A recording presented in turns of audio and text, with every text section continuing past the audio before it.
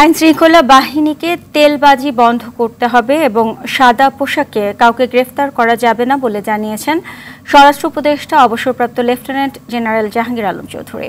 বেলা ১১টায় খুলনা জেলা শিল্পকলা একাডেমি অডিটোরিয়ামে আইনশৃঙ্খলা বাহিনী ও বিভিন্ন অধিদপ্তরের কর্মকর্তাদের সঙ্গে মত বিনিময় সভায় তিনি একথা বলেন। এ সময় কোনো রাজনৈতিক দলকে বাড়তি সুযোগ না দেওয়ার জন্য আইনশৃঙ্খলা বাহিনীর প্রতি নির্দেশনা দেন তিনি।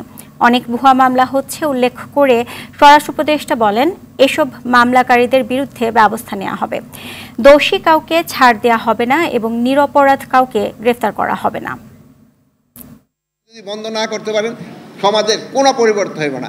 এই চুল কাইটা ভালো নাওড়া হয়ে লাভ হইব না, টুপি মাথায় দিয়েও লাভ হবে না, ওই কি বলে আমাকে এই সে অন্য ধর্মীয় গুরুরা করে যে এইতে কোনো লাভ হবে না যদি আপনার মন মানসিকতা না চেঞ্জ হয়।